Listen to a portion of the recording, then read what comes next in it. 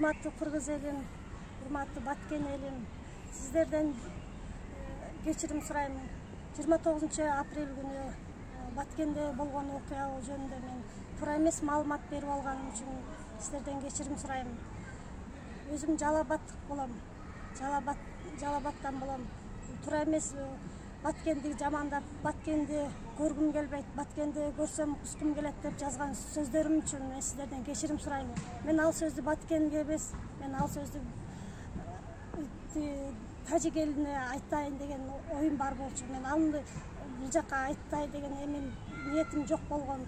Мен сиздерден кечирим сурайм. Орозонун улуу күнүндө жаңылбаган жаак болбойт, бүтүрүлбөгөн тияк болбойт. Орозонун улуу күнүндө мени кечирип коюңуздар. Өзүм Жалалбаттан болом. Мени билип-билбей кылган күнөөлөрүмдү Кудайым өзүңөр кечириңиздер. Баткен элим, мени кечирип коюңуздар. Силерди көргүм келбейт деп айтып жазып алган, сүйлөгөн сөздөрүм үчүн сиздерден кечирим сурайм. Урматтуу Баткен эли.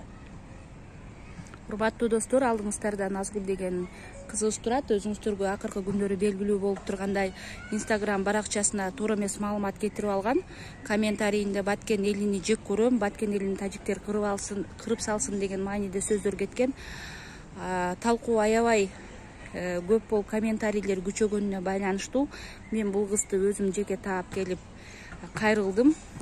Канча күндөн бери шоковый состоянияда жүрүп кантип кечирим сурашты билбей аткан экен. Мына алдыңыздарга келип отчет катары же болбосо Орозонун улуу күнүндө эки элди бир Кыргызстандын эли катары Ордодо Орозонун улуу күнүндө жараштыруу максатында же болбосо кечирим алып берүү максатында сиздерге кайрылуу болтурабыз. Назгүл өз кемчилигин түшүндү. Болгон эмелерин баарын айтып атат, кандай максатта жазгандарын баарын. Жаңылбаган жаак, мүдүрүлбөгөн туяк болбойт дейт. Кыргыз эли улуу эл, анын ичинде Баткен эли кечиримдүү элбиз. Мен да бул жерде Баткендин кызы катары Назгүлдү таап келип, акыркы болгон комментарийлери жөнүндө маалымат алып, анан сиздерге кечирим суроо максатында кичине видео кайрылуу тартып койдук. Рахмат сиздерге.